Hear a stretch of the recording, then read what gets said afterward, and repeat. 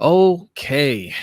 Trade deadline was today, the NBA trade deadline, and there was quite a bit of movement.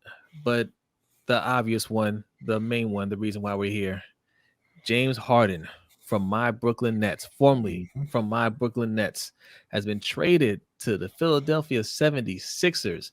Now, me and B have had discussions about this. First, we thought it looked like maybe he would go, then maybe he would stay, because that's what Steve Nash said. Um, and they ended up getting it done ultimately. They traded James Harden and Paul Millsap for Ben Simmons, Seth Curry, Andre Drummond, and two first-round picks, an unprotected one in 2022, Yep. and they say a lightly protected one in 2027. So look forward to that. Um, that one actually might be worth something. I mean, that's 5 years down the line. I don't think that James Harden and Joel Embiid will still be there playing at a high level. So Well, the unprotected one in 2022, they can defer to 2023, right? It's their option. And the 2027 one is a top 8 protected. So it could still end up working out for us if they end up, not so good of a year, right? yeah. Because maybe James Harden isn't there, but I don't see them being top 3, by then. I think they'll still compete. So maybe they don't have a hot year and they're not top 8, but they're somewhere between 10 and 15. That could be a really good pick for the Nets, because the Nets, man, like they make it work with those low picks, man. They know how to scout those players and they know how to get the most out of those lower picks. Also, they might even end up trading the picks, because the Mhm. talk was before the trade deadline that they're also trying to make some other moves. So it seemed like they got those picks and they're immediately trying to flip them for something else. So, I mean, who knows? Maybe by the draft, they try to move up, or maybe they defer that first round pick till next year and then try to package those picks and, maybe a player, Kyrie, and try to get something else. Okay, Yeah. so let's break this down. Let's break down, the drama behind it and what it means for both teams. Well, yeah. So the talk is that James Harden was tired of Kyrie's act, which I mean is very understandable, right? Very. He's not locked in. He's a part-time player. He didn't show up for the playoffs last year, although he was hurt. But James played hurt, so I mean I'm sure he didn't want to hear that, Right. right? And this year he's just not showing up, not playing, and now he's just playing away games because he's refusing to get the vaccination. Yep. Uh, and the talk also is that once Kyrie heard that James wanted out, he started pushing for that as well because he's tired of James, I guess, and he just wants to hang out with his friend. And why are you coming over here and trying to be friends with my friend? Yeah. So look, I'm with Harden on that, right? Like, I don't want a part-time player that's supposed to be part of the big three there just voluntarily, right? It's not that he's hurt or anything's ailing him or he has any major issue going on in his personal life. He's just doing Kyrie things. And it's just Yeah, like, man, we're here. We came together to win a title. And this type of like this type of action tells me like you're not really locked in. And I understand it's early on in the season. And I personally feel that, the closer they get to the playoffs, he is going to get vaccinated or reveal that he is vaccinated, because I wouldn't be surprised if he's been vaccinated this whole time. Just like, oh yeah, I was just proving a point. Like, that's the type of person Kyrie is. But closer to playoff time, I think he will show up and he'll be playing all the games.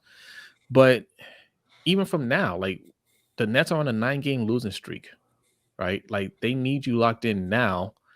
So we're not a eighth or seventh seed or anything like that, right? Like, you're trying to maintain a certain level throughout the season. And yes, I totally get where James Harden is coming from when it comes to that.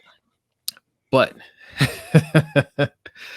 James Harden, on the other hand, it's like you played last year in the playoffs without Kyrie and you were hurt. And you didn't play well, but you played hurt and you guys came up just a little bit short. So you know what it would be like, even if Kyrie isn't there full time. You know what a healthy Harden and a healthy KD bring to the table. And they added LaMarcus Aldridge. They Mhm. brought in Patty Mills. They added some pieces off the bench to make you that much stronger. Like, what at least the two of you would bring to the table going into the postseason. So, like, there's your shot at winning the title right there. Mhm. right? You're willing to walk away from that to go play with Embiid, and Embiid is a great player. I get it, but does that increase your chances? I don't know. Right. When you look at Brooklyn, like you said, all the three of them came together to win a title. They played 16 games together. They were 13-3, and it feels like James just wasn't feeling it, right? Yeah, And this is kind of what happened in Houston. Now, Houston was a bad situation. Morey didn't put together a good team down there, and he was relying on Harden to really just carry a bunch of role players. And so, I mean, I think he was right to force his way out of that situation. But you're kind of doing the same thing here. Um, I don't see what the positive side of it is for Harden. Um, he's on the decline. This is one of his worst. I mean, he's still playing well, but it's one of his worst years yeah, as a player. And now you're going into Philly, where you can talk about Kyrie's injury, and they have some other injuries in Brooklyn, but you're going to a team where Joel Embiid breaks down at the end of every year, right? mm, You're going yeah, to a team with a coach in Doc Rivers who has a history of choking in the playoffs. You're a yeah. player who has a history of choking in the playoffs. So I'm not sure how you look at that situation and say that's going to be a better shot at winning. And I don't really think that's what he's looking at. I think he doesn't really care about winning. Yeah, look, I'm a Brooklyn fan, right? But I love Joel Embiid, man. And it pains me to see him. Like, I think they use him too much during the regular season. I think they put too much on him. I know we have these discussions about him where they're like, is he fully locked in sometimes? Like, is it a matter of his body breaking down, or is it just he's just not in the best shape that he could be in? Right. We've had those discussions before. But yeah, no matter what it is, like he does break down towards the end. Like you kind of see him fall off a little bit. I do think with Harden there, it's going to help him a lot. Like I think both teams win to a certain extent in this situation because Mhm. clearly they got a much better player than Ben Simmons, right? And they got a player that's going to play and a player that's going to take the shots, right? That's going to take pressure off of Embiid for sure. Um, and for Brooklyn, like I think they got a little worse talent wise because you can't replace a superstar like James Harden. You just can't do it. But you got a player in Ben Simmons who doesn't need to shoot over Yeah. here, like ever. And he can do everything else really well. He's going to play defense. He's going to get rebounds. He can pass the ball. Um, I think he's going to fit in here perfectly. And we add a shooter with Seth Curry to the Mhm. mix. So, I mean, it's a win-win for both teams, I think. And I think you have to, at least allow for the possibility that Harden's numbers are down because he just didn't want to be there, Yes. and he could possibly show up in Philly and be that same James Harden that everybody remembers.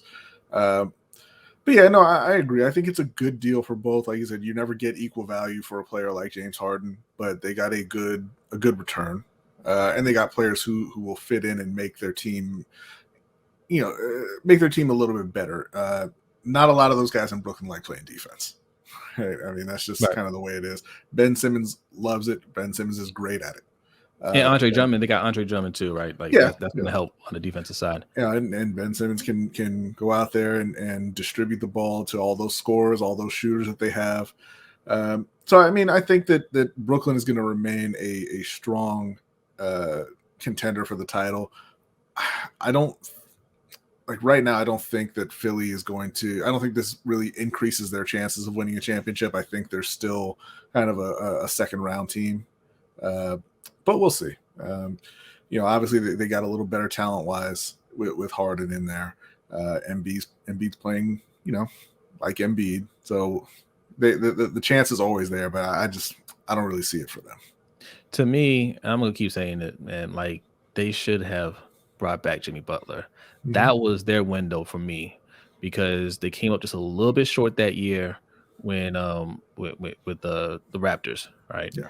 Uh, but keep it together, right? Bring back Jimmy Butler, right? You got Ben Simmons, you got Tobias Harris. You can keep everybody there.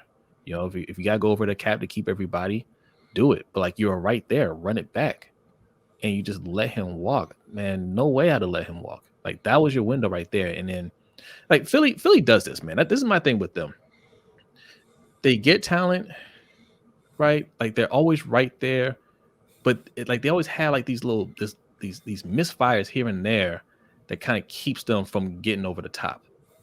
You know what I'm saying? And it's just like you have who was the kid that went to Orlando?